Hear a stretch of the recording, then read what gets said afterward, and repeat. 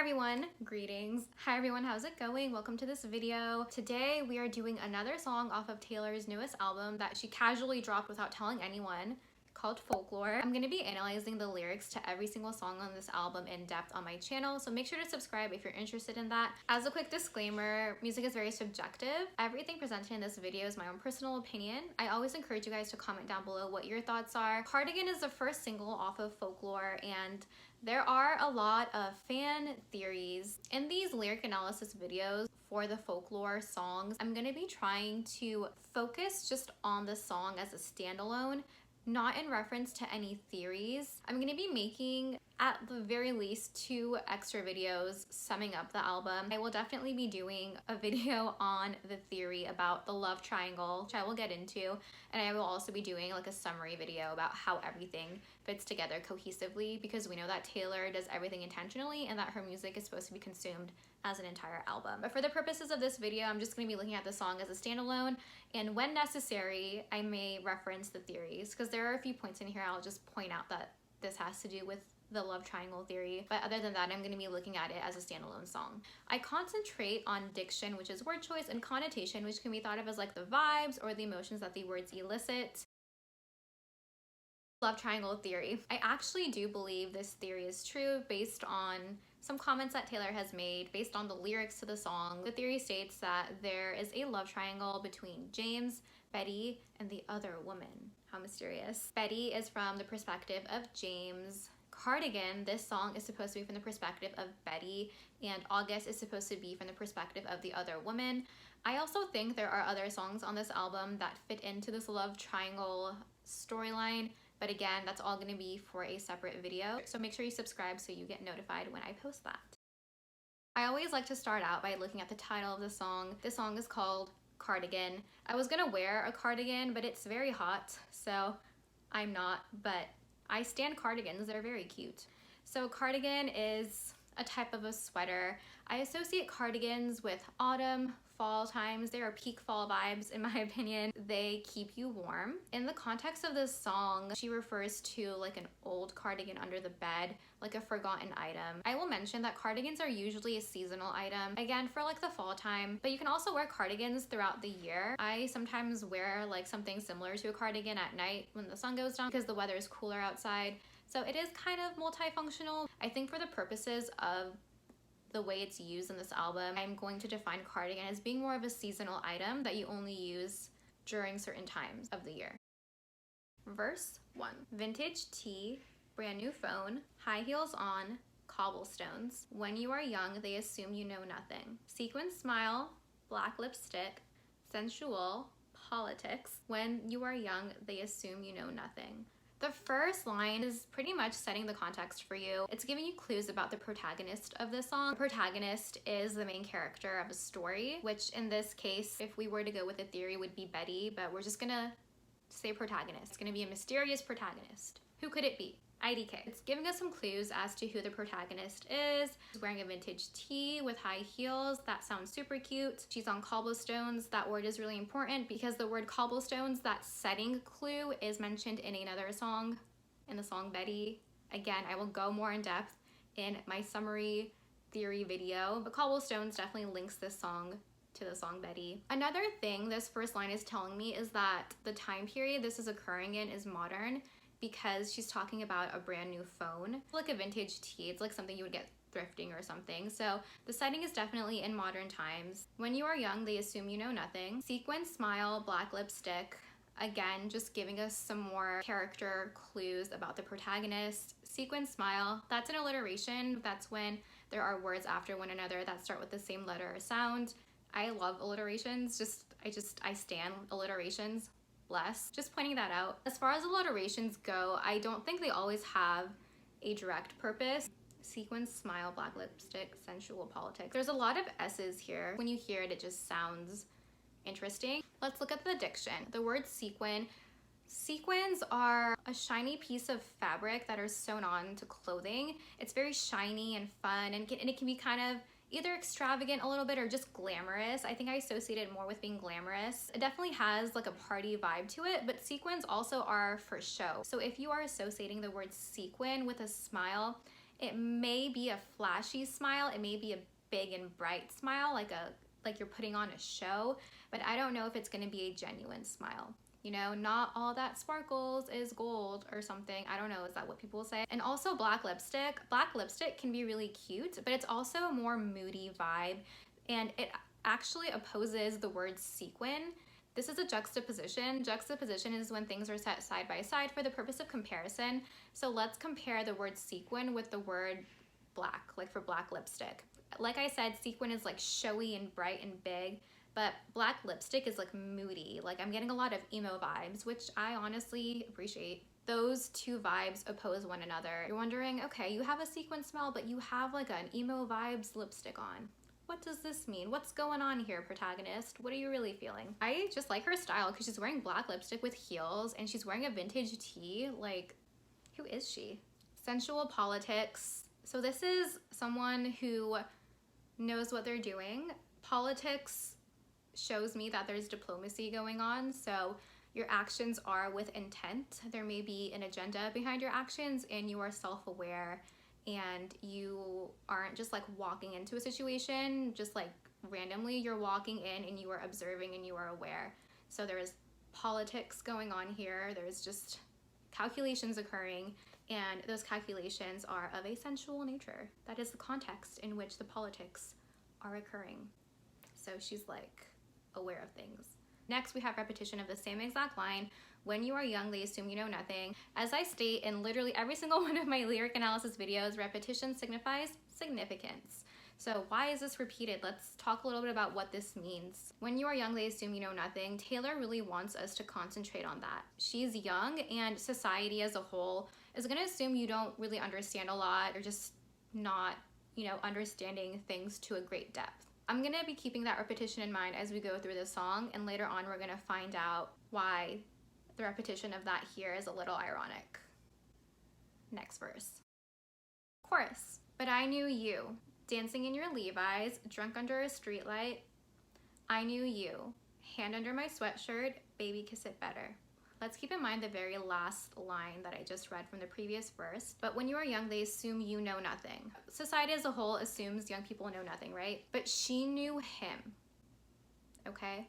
They assume we know nothing, but I know this person. I know him. I know him, dancing in his Levi's, drunk under a streetlight. She is mentioning actions this person did, dancing in their Levi's. That's a very specific thing. This is showing the degree to which the protagonist knew this guy. She has seen him in a lot of different contexts, even when he's drunk, dancing under a streetlight. You know what I mean? She's seen all of those instances, which shows that there was a familiarity with that person, and she knew this person to a closer degree than most. Also, the word Levi's reminds me of the song 7 Things by Miley Cyrus. The 7 things I like about you: your eyes, your smile, your old Levi's, when you kiss, I'm hypnotized. Anyways, hashtag memories. The word I knew you is repeated here. Repetition signifies significance. She really believes she knew him to a great depth and to a great extent. That's why that's repeated here. I knew you is stated, and then evidence is given. I knew you is stated again, and evidence is given. So I knew you in the context of you dancing in your Levi's when you were drunk under a streetlight. I also knew you in the context of when we were together. The last part of this verse shows that the protagonist knew him in a romantic context. So she knew him to an intimate degree. Even though everyone says you know nothing, she's sure that she knew him. That's really significant because it's disproving a general notion about someone. Like, you think I don't know anything? I know him to a very great and intimate degree. Yes. Next verse. And when I felt like I was an old cardigan under someone's bed, you put me on and said I was your favorite. Let's look at the image of an old cardigan under someone's bed. This is an image of something that's forgotten and not used, thrown to the side. When something is under your bed, you don't see it every day, and usually you don't care. Because if you actually wanted to wear that cardigan, you would be like, oh my God, literally, where is my favorite cardigan? And you would look for it. You would put forth the time and energy to find that cardigan. But she was an old cardigan. No one cared about her. She felt forgotten. There's probably like dust around her and like bugs and just like other random things. It's like that movie Don't Look Under the Bed from Disney Channel. There's probably like lots of stuff under there with that cardigan that's like casually terrifying. But this person that she knows so well was able to change that for her. She became the favorite instead of the forgotten. So the power dynamic here This is a protagonist. This is the dude that she knows so well with the Levi's, and he has the upper hand here because she is dependent on him to feel seen and to feel real and to feel like she is a useful piece of cute fall clothing.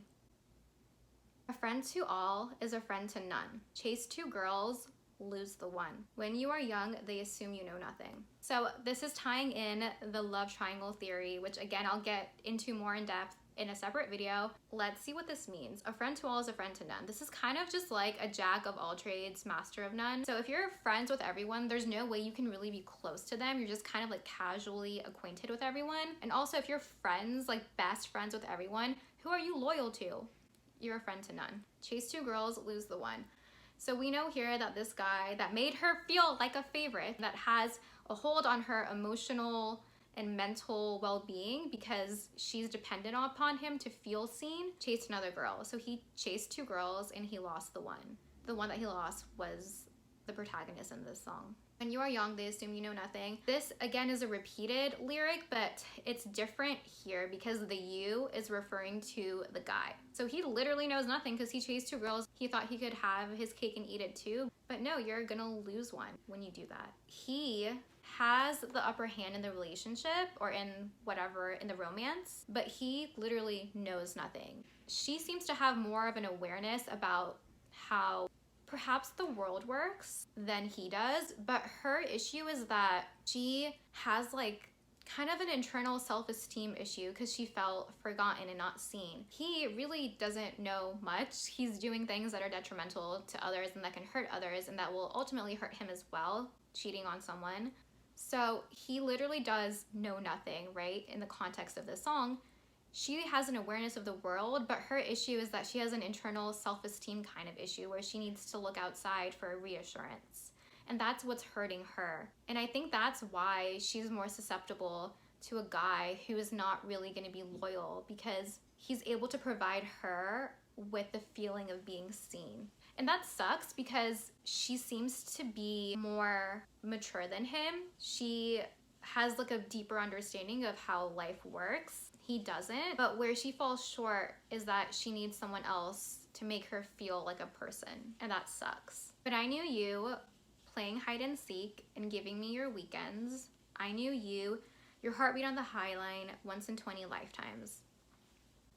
Again, she knew him. She understood who he was as a person, or so she thought. She maybe didn't see that he was going to cheat on her, but like who he is as a person, his like overall vibe, she knows it. She understands it to a degree. Playing hide and seek and giving me your weekends. I define playing hide and seek as just like flirting and being cute, banter, etc. Giving me your weekends. Let's look at the word giving. She didn't say hanging out on the weekends, giving me your weekends. That makes it more profound. Time is an entity that we don't get renewed. So if you're giving someone your time, it's a very valuable action. So you're giving someone your time, that matters. That means that you care, right? Or you value them enough to give them something of value, your time. In her perspective, he gave her his weekends. Maybe he didn't really see it that way. Not everyone views time with the same value. Maybe he did, I don't know. But to her, it was very profound that he gave her his weekends. He gave her time, he gave her attention, he made her feel seen. She is very dependent on this person, and I feel like she kind of oriented herself around him because she felt forgotten and not seen. And to her, the fact that he gave her 2 days, a weekend, was profound. She was probably like, this means he loves me, that he's choosing to spend his weekend with me. I feel so seen, and not only do I feel seen, I have proof. He's giving me his time. This is very sad. I knew you. Again, repetition. She has so many data points in her mind and so many anecdotes in her mind of how she knew him, like evidence that she knew him. But despite all of that, he cheated on her. This is such a somber remembrance of these anecdotes. They're now tinged with the reality of the present, which is that he cheated. So like, did this even mean anything to him? Because it definitely meant a lot to her. Not even love. This is more than like a romantic love because he was kind of healing a self-esteem issue in her. which no one else can really heal that for you. You have to heal that yourself. I feel like when you're more of like a stable person, like a full person, and you don't have like an empty spot within you that needs to feel seen, if there's romantic issues, it hurts, but it kind of bounces off you more. But when you have a hole inside of you and you feel like a cardigan under a bed and someone does that to you, you're already not whole inside, so it's gonna break you more, and it's gonna just like, you're just gonna fall apart. Do you know what I mean? Like the stability of your existence is different as opposed to just like not having those personal issues. But honestly, who doesn't have some sort of personal issue? Do you know what I mean? But just in the context of this song, she definitely was starting on a less stable foundation than he was, in my opinion. Because she felt like an old cardigan. I'm sure you were a very cute cardigan. It's fine. Your heartbeat on the High Line. The High Line is just a place in New York. It's like an elevated park. And this makes sense because Taylor loves New York. So shout out to New York. Love Taylor. But his heartbeat on the High Line. She knew his heartbeat there.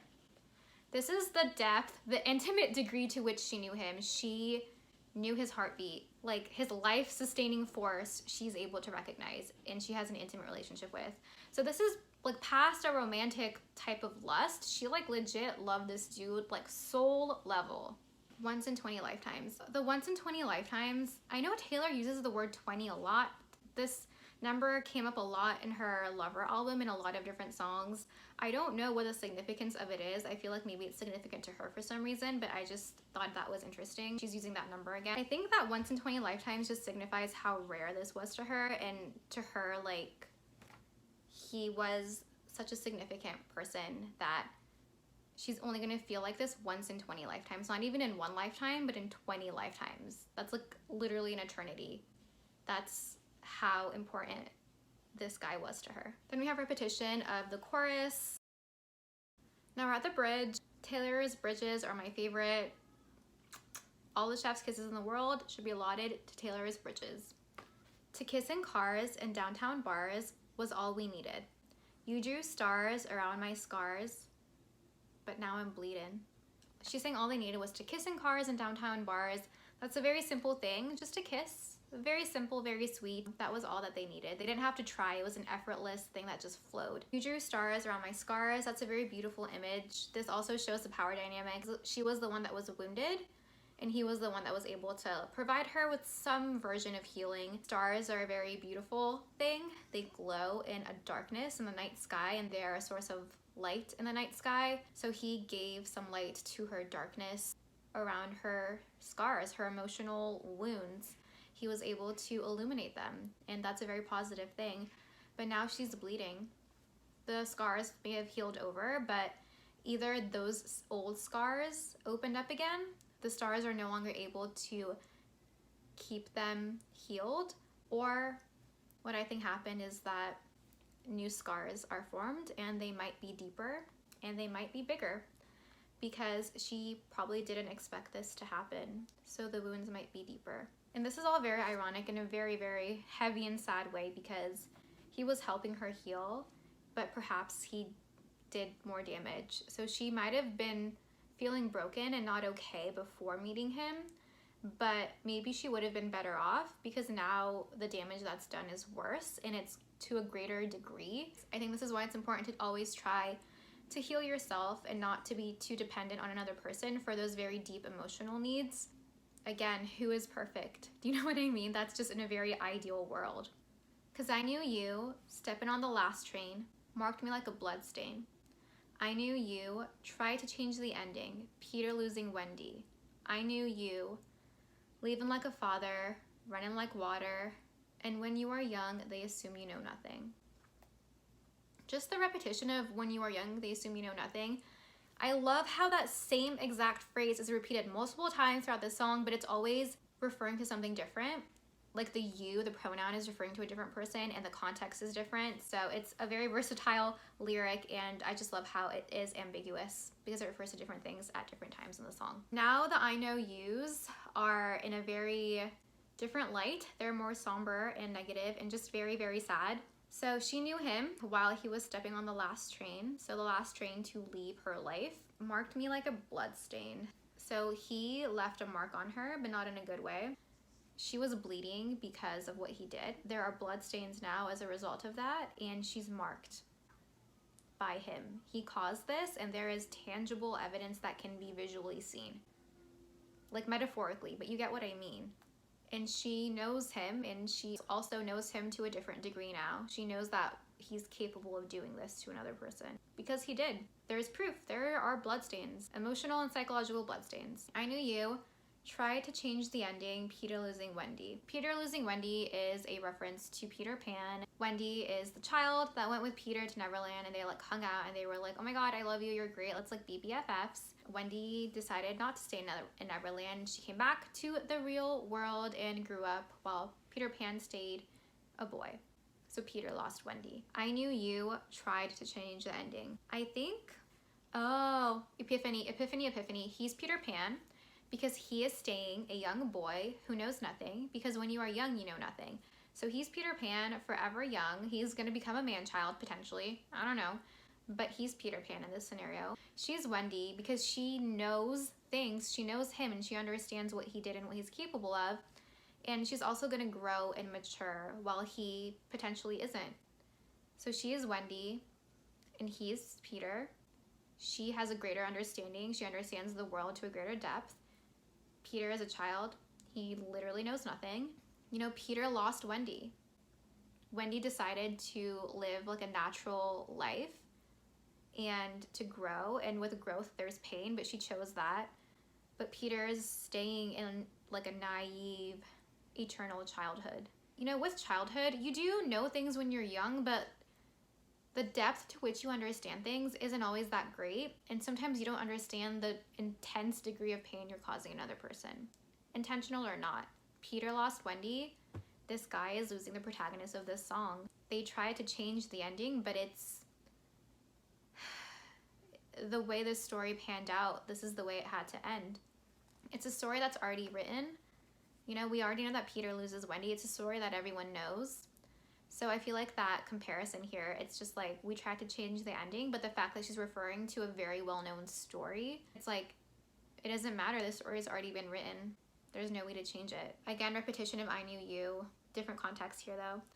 Leaving like a father. That's always a very sad way to think about it. She viewed him as a father figure potentially because he was able to pacify her feeling of not being seen. She viewed him like family.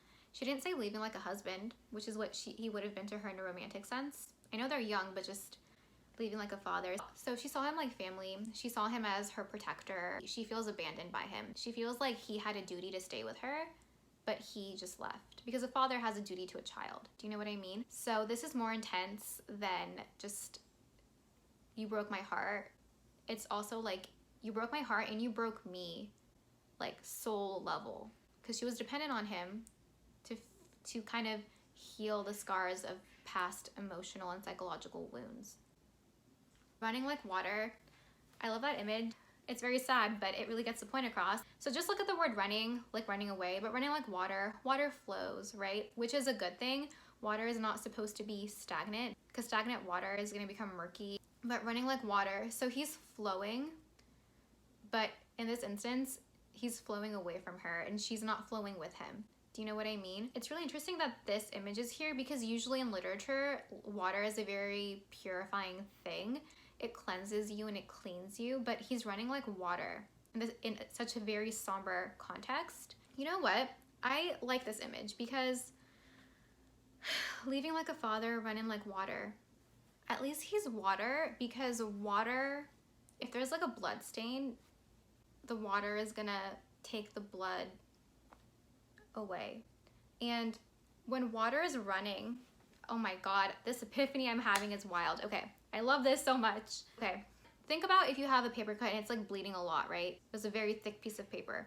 And you have a cup of water and you put the blood in here, like the blood is gonna go away a little bit off of your finger, but you can see the blood in here and it's just not the best way to do it. You know what I mean? But if you run under a faucet, running water, it's gonna take the blood away and there's gonna be no blood left in the sink or on your finger or anything. Perhaps to heal her in the long run, like of her life, he needs to run like water, and she's gonna be standing in the water with her new scars that he created, her emotional and psychological scars that he created, and he's gonna wash the blood away. Maybe him leaving is what's gonna ultimately heal her, because he's running like water. He's gonna take all of the blood. There's still gonna be the scars though, right? Like, he's not gonna heal her completely, but he's gonna wash it off. And if someone gets a really bad cut, right, you have to wash it off to see how big the scar is, and to see if it needs like ointment or just a band-aid, or if it just already healed. Do you know what I mean? He's gonna allow her to see herself, to assess the damage that's been done, to see the depth of damage that's been done. And once you know something and you know what it is, then you can take the steps in order to heal it. If you don't know what kind of cut someone has, you can't heal it. You need to wash it, see how deep it is, see what you need. Okay, you need stitches. Or, okay, it's actually not that deep. You just need to put a band-aid on it and put on some Neosporin.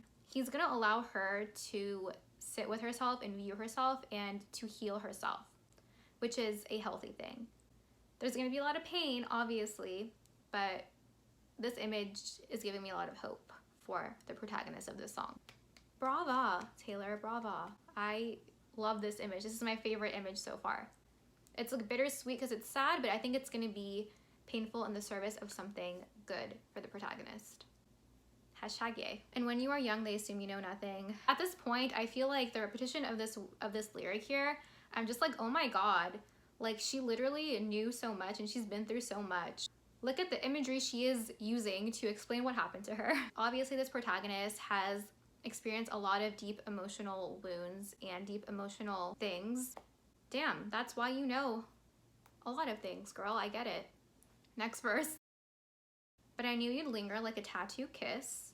I knew you'd haunt all of my what ifs. The smell of smoke would hang around this long, cause I knew everything when I was young. Whew. I knew I'd curse you for the longest time, chasing shadows in the grocery line. I feel pumped up. I knew you'd miss me once the thrill expired, and I knew you'd be standing in my front porch light, and I knew you'd come back to me. You'd come back to me, and you'd come back to me, and you'd come back. This is getting me fired up in the same way the bridge of Death by a Thousand Cuts off of the album Lover by Taylor Swift pumps me up, because I just feel like after that bridge and after this verse, I just feel like, ow. Okay, there's a lot to unpack here. Let's get started. I'm super stoked. So let's look at the word linger. He is not gonna go away. Even though he ran like water, his memory is lingering, but also just like the effects that he had on her, the scar is lingering. He may be gone, but the emotional wounds are still there and they can still be observed by the protagonist. So he's lingering here, kind of like a ghost, kind of haunting her, like a tattoo kiss. I love those two words together. This is juxtaposition. These two words are opposing. A tattoo is permanent, but a kiss is not permanent, because you kiss someone and then it's over. There's an end to that action. He's lingering like a tattoo kiss. So she keeps thinking about like their kiss, right? And the kiss is like representative of like their relationship and their intimacy, but also like she can't get the kisses out of her head. It can be a literal kiss, because you're gonna miss like kissing someone, or like the depth of intimacy they shared. Even though those actions are transient, to her they're like a tattoo, because they're lingering, or all these memories are staying. They're like a tattoo. Maybe the places that he touched her, she can still feel him there, like an invisible tattoo where he touched her. Ah! I knew you'd haunt all of my what ifs. The word haunt, that diction, goes with what I said earlier about he's lingering like a ghost. A ghost is like when a spirit doesn't pass over to the other side, they just linger here. He is lingering where he's not supposed to be. The relationship ended, the relationship died, but he's haunting her and haunting all of her what ifs. So she's thinking about what could have happened. What if this happened? What if that happened? What if he wouldn't have done that? What if I would have done this? Would he not have done that? The subject matter of all those what ifs are him. The smell of smoke would hang around this long. The smoke is from the fire and the damage, and smoke, it'll eventually diffuse out and leave, but she knew that the smell of it, the smell of the burning, the smell of the damage done is going to stay for a while, and the smell is evidence that it occurred. So she is still seeing evidence of what has happened and evidence of the damage that has been done. Once the ending started, she knew it was going to linger for a while. She had an understanding of the situation she was in. I knew I'd curse you for the longest time. The word curse reminds me of another song on this album, track 5, My Tears Ricochet. Again, I'm gonna do a summary video about how I think these songs are connected, but just pointing that out here. So she knew she'd curse him for the longest time, that she is gonna be mad at him. So I think she really did love him. So she knew that this is gonna have a profound effect on her for like a very, very long time. Chasing shadows in the grocery line. It always gets me when they talk about grocery shopping and songs about relationships, because it's such a cute thing to go grocery shopping with a significant other. Like, it's so fun. Even Lorde in one of her songs talked about like grocery shopping, dancing in the grocery aisles or something. I love it. It's so cute. She knew she'd be chasing shadows in the grocery line. So she'd be doing something like a monotonous thing, just going about her life, and she would see him. She would see his shadow. And it's interesting, she's using the word shadow because of the Peter Pan reference, but I don't think that's intentional. I'm just stating that just for #fun. She can't even go grocery shopping without being reminded of him. And he's not there, that's why it's a shadow. It's not anything she can physically see for real, and nothing she can grasp. It's like a phantom fake thing. And you'd be standing in my front porch light. This again is part of the theory, because in the song Betty, James goes onto Betty's porch and there's like a whole thing that goes down. So again, just referring to it, we'll elaborate on it in a later video, but she knew that he'd be back too. That's repeated 1, 2, 3, 4. You'd come back to me is repeated 4 times in a row. That's like repetition back to back.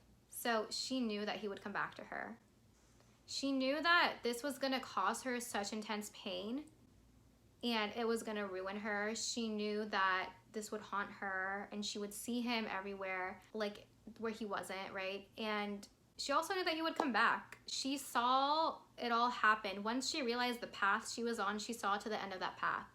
She had the capacity in her like emotional understanding and just like her understanding of the world to know all this was gonna happen. She might have been young, but she was wise. James was like Peter Pan. He didn't know what he was doing. He was just walking around accidentally ruining people casually, causing a lot of pain, inflicting a lot of emotional wounds on people.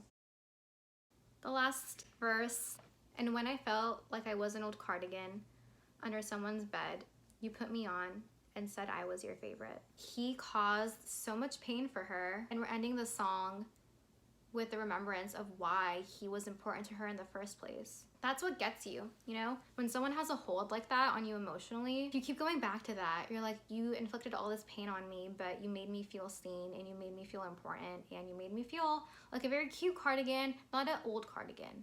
And that sucks. He had a positive effect on her for a moment. I don't think he was as hurt by this as she was. Do you know what I mean? Like, I know he's gonna miss her and stuff. That's in the song Betty. I'll analyze the song Betty in another video. Subscribe so you'll get the notification. She knew all this was gonna happen. I feel like the guy is just kind of like running around, doing things on impulse randomly with no forethought. He's just like hurting people. But then the protagonist is standing here like, I know what's happening. I know what's going on. I know what will happen. And I know you're gonna come back. And I'm in a great deal of pain. And it sucks because she's the wiser one here. But she's also the one that's hurt more.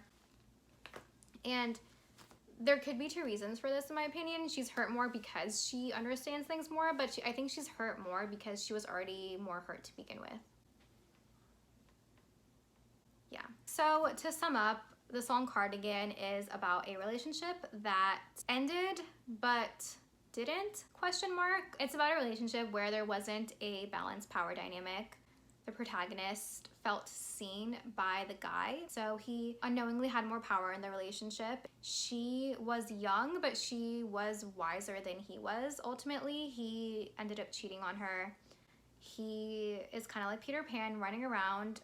The statement, when you're young, you know nothing, definitely applies to him. It does not apply to the protagonist, because as soon as she saw the path that she was on, she saw all of it coming. She was able to kind of not see into the future, but she was able to guess what will happen in the future and that he would come back, and he did. So she really did know him because she was able to predict his future actions, and she was right. So she's very wise, she's very mature. But again, the pain she had, I think she was more hurt emotionally at the beginning than he was. The playing field wasn't even on an emotional level. It's just something that occurred, and it sucks. It really sucks. And the way that it ended with how he made her feel like a favorite, it's like after all of that intensity, that whole verse where I was like all pumped up, after all of that, you just kind of settle down and you're like, Even though I knew all this and I predicted your behavior, you still made me feel like a favorite. And just kind of shrug at it. After all of that, like, you just come back. And Taylor does this a lot.